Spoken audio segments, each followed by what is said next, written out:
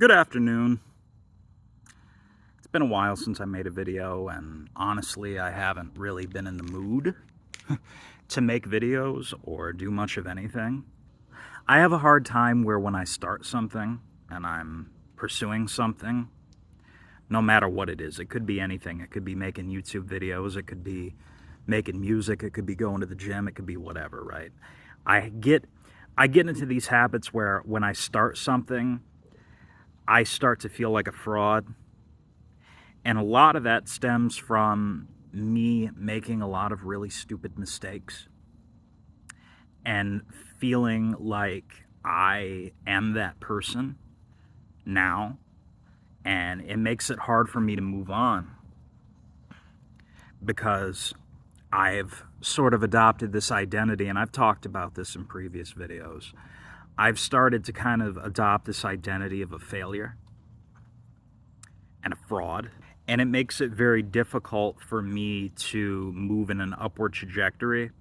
I mean, I'm making some strides. I have a new job lined up and I'm trying, I'm doing my best. Well, actually, that's a lie. That's a lie. I have not been doing my best. I have been in a weird funk lately, and I'm just now starting to kind of come out of it, and I want to talk about it for a minute. So, a lot of people feel like imposters because, once again, we try to change overnight, right? We feel like we're going to wake up tomorrow. We feel like we're going to be a completely different person, right? A completely changed individual. And it's not realistic, right? Because change comes incrementally over a period of time. And in your 20s and 30s, you're not supposed to have it all together. And so I beat myself up and I tear myself down about where I am in life. And it influences where I'm going a lot of the time. And I'm done with that. I'm done. I'll say it on record. I'll say it right here on camera. I'm done. I'm tired of it. Because I don't want to live like this anymore. And if you're watching this video and you're in a tough spot and you're not happy with where your life is, I need you to understand that you're the only person who can change that. People can aid, people can assist, people can give you words of wisdom and words of encouragement, but at the end of the day, there's nothing anybody can do to change your situation or to fix it. And I believe that feelings of imposter syndrome are actually supposed to be there. When you feel that feeling of imposter syndrome, what that really is your brain and your body's way of telling you that we're in an unfamiliar situation. And if your brain and your body are telling you we're in an unfamiliar situation, we're in unfamiliar territory, that's actually a good thing.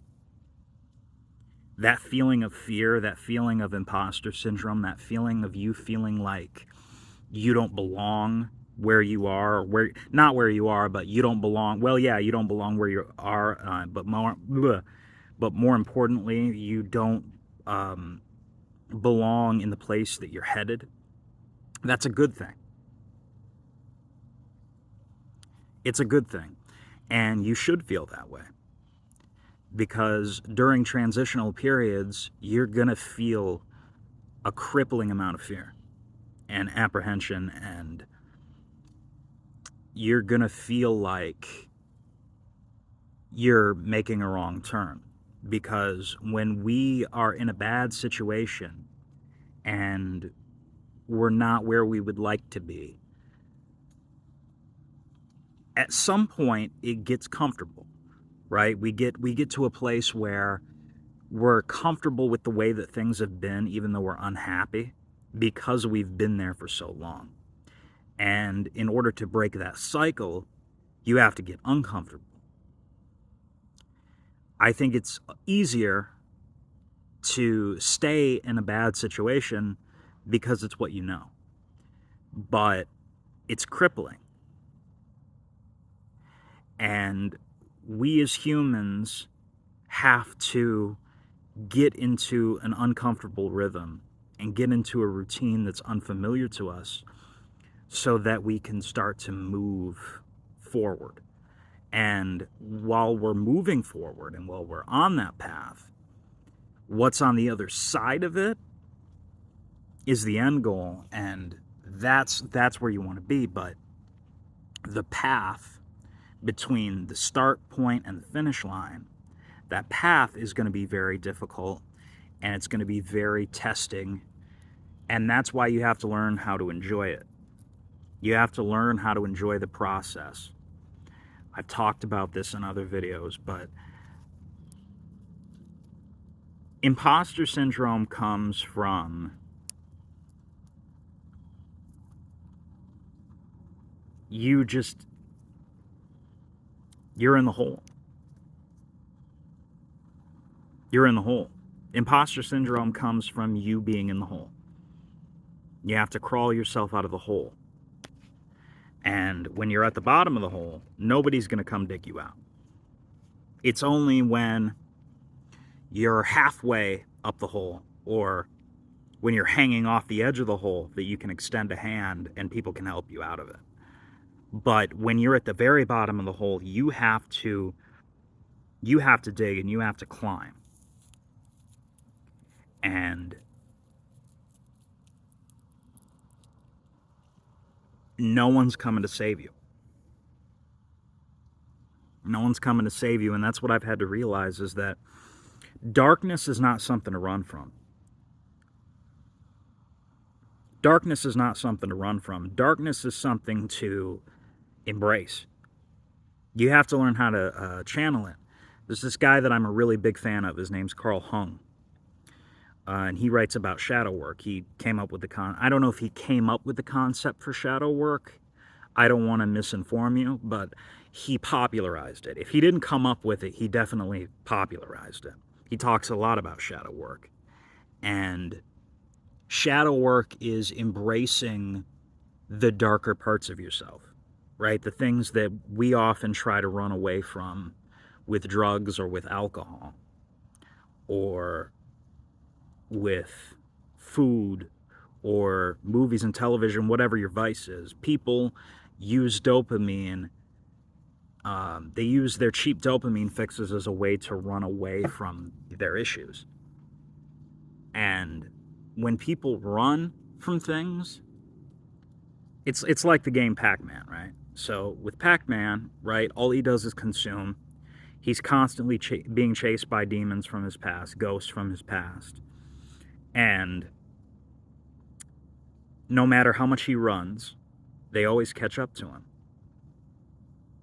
Even if he manages to escape the maze, he just comes out the other side. It's a metaphor for life. That's what Pac-Man is. And that's what a lot of people do. That's what most people do. That's why people are so unhappy. That's why the depression rates and the suicide rates and anxiety, all of this apprehension, that's why we live in this world today where everybody is all fucked up. It's because we consume. We consume food, we consume media, we consume entertainment, we consume drugs, we consume alcohol. We just consume, and we try to numb ourselves and make ourselves feel this escape. When that high wears off and you're in your bed at night and you're awake and you can't sleep, you realize that the ghosts and the demons, they always catch up to you. This is why self-expression is so important, I think. And a lot of people don't have healthy coping mechanisms. And if you're watching this right now and you don't have one, you don't have a creative outlet, or you don't have something you do that's more of a healthy coping mechanism, you're going to drown. You're going to drown, and it's suffocating. There's a saying, I forget who says it, but the saying goes, most men live lives of quiet desperation.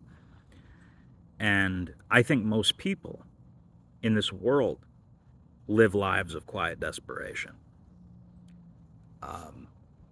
And I don't feel that we're encouraged in our society today to embrace struggle and to embrace heartache. And that's what's wrong with society today. That's the problem.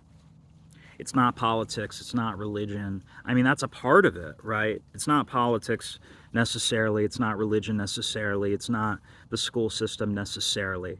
All of these things can certainly play a role, and they play their factor in why people are screwed up. But ultimately, most people are just too fucking comfortable. Most people don't have anything to look forward to, really. And they're in their little bubble, they're in their little box, and they basically live in Groundhog Day, and they just sort of go through the motions of life. And we all fall into this trap at some point in our lives. Some of us go through this hamster wheel. We get stuck in the abyss, as I like to call it. And some people dig their way out of the abyss, some people don't. But you have to dig yourself out of the abyss if you ever want to be happy. So that's it. That was just a quick rant. I've had a lot on my mind recently, and I think it's just because I'm in a transitional period where things are changing. I got a new job lined up. I have plans in a few months to move away. And so I'm terrified, genuinely. But I think the fear is good. I think when you're petrified of what's to come, it means that you are either heading in the right direction or you are about to start heading in the right direction. So I just wanted to give you guys something to chew on today. I hope everybody's having a wonderful weekend. If you would, go ahead and like and share and subscribe and do all that fun stuff. And I will see you all in the next video.